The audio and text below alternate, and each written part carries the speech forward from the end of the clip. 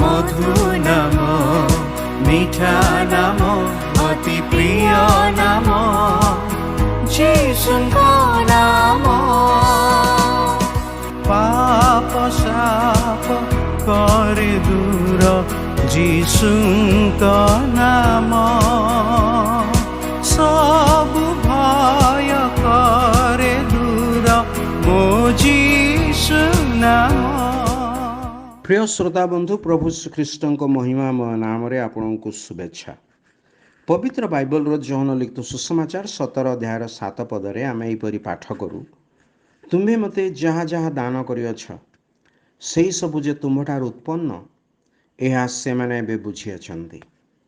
ପ୍ରଭୁ ଶ୍ରୀଖ୍ରୀଷ୍ଟ ପିତା ଈଶ୍ୱରଙ୍କୁ କହୁଅଛନ୍ତି, ସେମାନେ ଏବେ ବୁଝିଅଛନ୍ତି।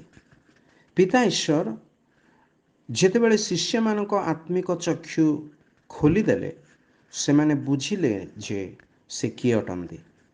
ପିତର ତାହାଙ୍କ ସମ୍ବନ୍ଧରେ କହିଲେ, ଆପଣ ଜୀବନ୍ତ ଈଶ୍ୱରଙ୍କ ପୁତ୍ର ଖ୍ରୀଷ୍ଟ।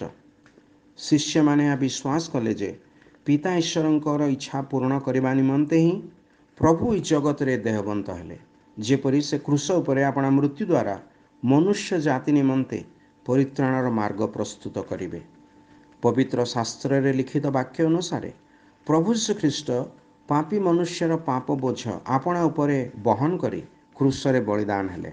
ସେ ସମାଧି ପ୍ରାପ୍ତ ହେଲେ ଓ ତୃତୀୟ ଦିବସରେ ଶାସ୍ତ୍ର ଅନୁସାରେ ମୃତମାନଙ୍କ ମଧ୍ୟରୁ ଉତ୍ଥିତ ହେଲେ।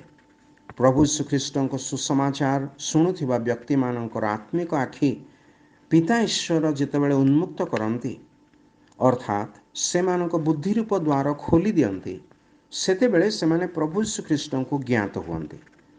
ଆଜି ଯିଏ କେହି ପ୍ରଭୁ ଶ୍ରୀଖ୍ରୀଷ୍ଟଙ୍କଠାରେ ବିଶ୍ୱାସ କରି ତାହାଙ୍କୁ ପ୍ରଭୁ ଓ ତ୍ରାଣକର୍ତ୍ତା ରୂପେ ଗ୍ରହଣ କରେ, ସେ ପରିତ୍ରାଣ ପ୍ରାପ୍ତ ହୁଏ ଏବଂ ପ୍ରଭୁଙ୍କ ଶିଷ୍ୟ ହୋଇଯାଏ। ଈଶ୍ୱର ଯେପରି ପ୍ରଭୁ ଶ୍ରୀଖ୍ରୀଷ୍ଟଙ୍କ ସୁସମାଚାର ଦ୍ୱାରା ଆପଣଙ୍କର ଆତ୍ମିକ ଚକ୍ଷୁ ଖୋଲି ଦିଅନ୍ତି, ଈଶ୍ୱରଙ୍କଠାରେ ଆପଣଙ୍କ ପାଇଁ ଏହା ଆମର ପ୍ରାର୍ଥନା। ଧନ୍ୟବାଦ।